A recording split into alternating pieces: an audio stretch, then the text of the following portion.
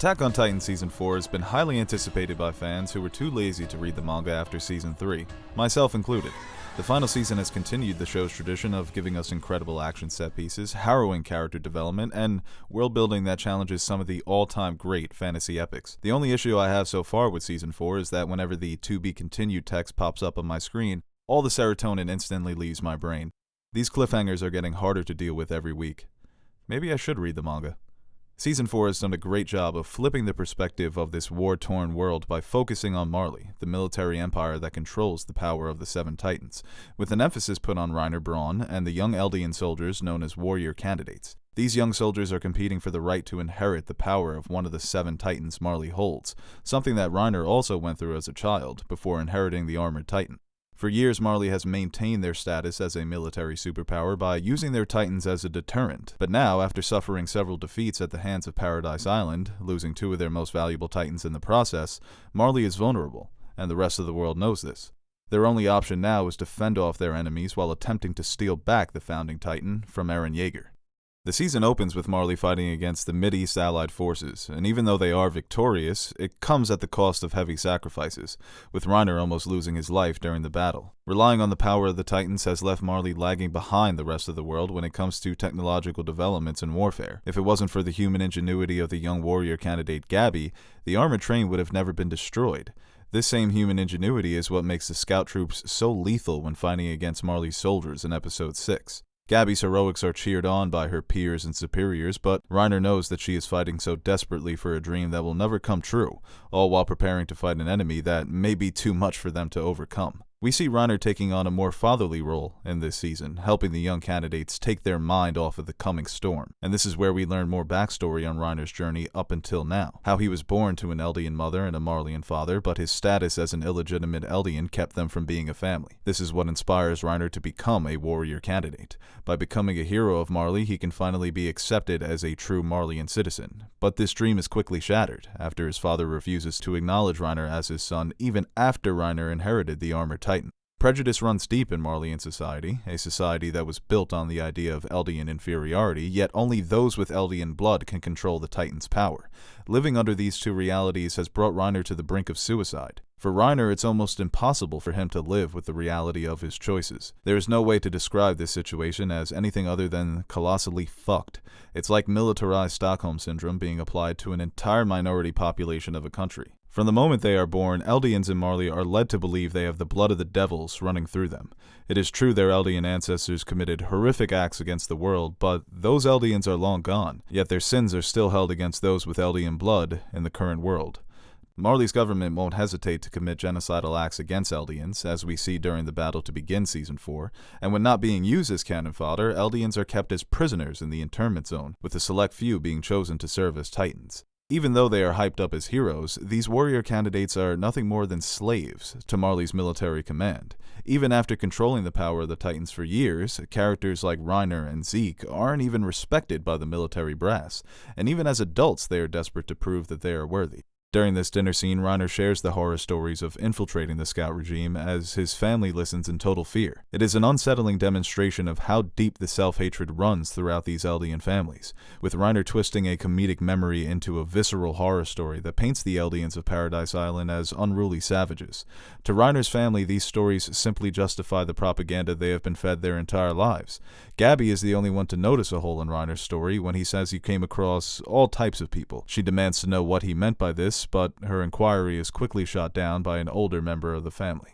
In Episode 4, two of the warrior candidates are surprised to learn that Marley is planning to declare war on the world from inside the internment zone. They even refer to the new construction as a theater, and that's exactly what it is. Willie Tybur, the head of the Tybur family that controls the legendary Warhammer Titan, plans to use Eren's attack as a theatrical display of martyrdom, in an effort to galvanize the citizens of Marley into this fight. With the entire world watching, Tybur is devoured by Eren's attack Titan, a truly horrific declaration of war that will never be forgotten by Marley's citizens.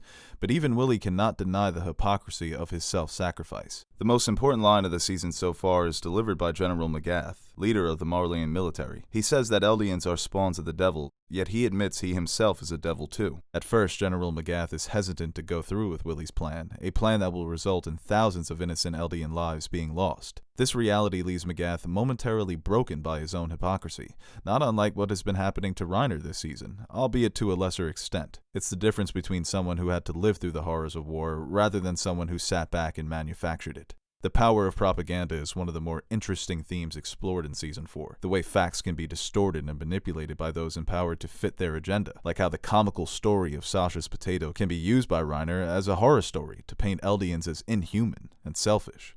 Magath ultimately agrees to go along with Willie Tyburn's plan, knowing that any claim of righteousness in this fight hinges on the strength of their propaganda. But living with their lies has become more difficult for these characters as they continue this seemingly never-ending fight.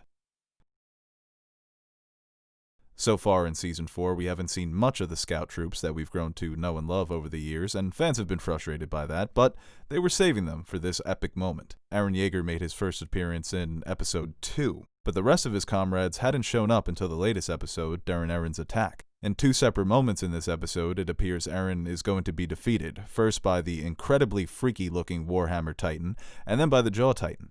In both moments, he is saved by an Ackerman, first by Mikasa, rocking the new Stealth Scout uniforms, and then by the GOAT himself, Captain Levi.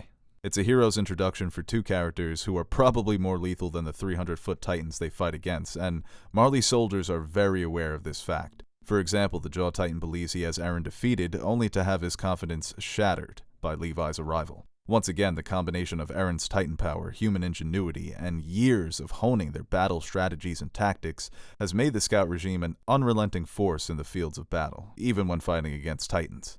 What really stood out to me during this battle is how efficient the Scout troops have become since the first season. Citizens of Marley often refer to their enemies as the Devils of Paradise Island, and that is exactly how they appear during this stealth attack. Both the uniforms and technology have been upgraded, with the Scouts now using handheld mobility gear to quietly swing across rooftops like superheroes. Obviously, the Eldians living in the internment zone during this attack won't view them as heroes. The propaganda they've been fed their entire lives is finally coming to life.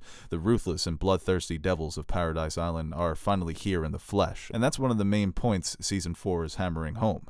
There are no good guys or bad guys in war, only friends and enemies. The Scouts' attack in the streets is led by Sasha and Connie, two characters we would view as heroes, but the young warrior candidate Gabby will only see them as killers who murdered her friends.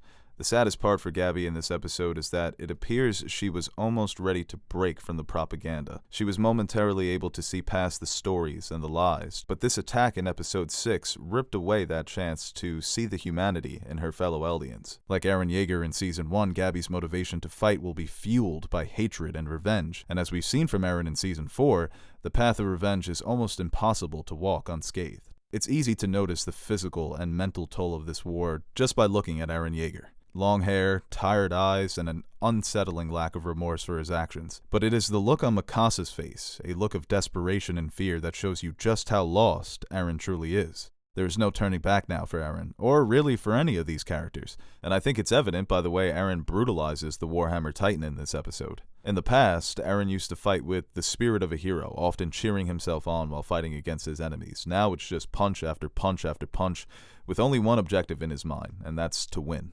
At any cost. In this scene, an emotionless Eren tells Reiner that they are one and the same, and Season 4 has drawn several parallels between their journeys up until this point.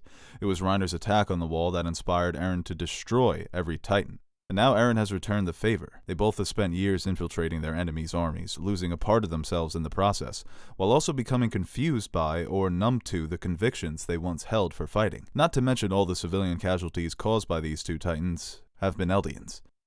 One would imagine that the final season of Attack on Titan is heading towards what I like to call a bigger Jaws dilemma. Both the citizens of Paradise Island and the Eldians living in Marley have good reason to want to destroy Marley's military, but when you consider how complicated and messy the history is between these two groups, it certainly won't be that simple. Take Zeke, for example, the first son of Grisha Yeager, an Eldian restorationist who was initially tasked with retrieving the Founding Titan.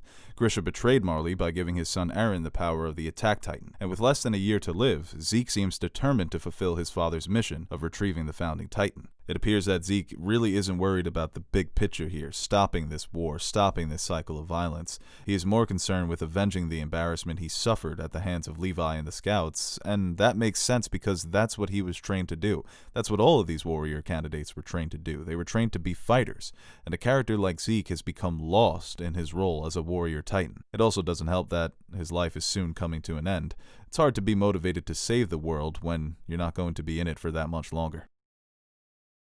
But we truly don't know how this war is going to end, and Attack on Titan has done such a great job of keeping their audience guessing up until this point, and I'm sure things are going to become even more complex as the weeks go on. Will this war end with all the Titans being destroyed in an effort to finally stop this cycle of violence? I don't know. I haven't read the manga, but I will be back next week to review episode 7 with my good friend Andres, so be on the lookout for that, and of course leave your thoughts on Attack on Titan Season 4 in the comment section below, but don't spoil the story, you manga readers. Get out of here. Go read another manga. Go read One Piece.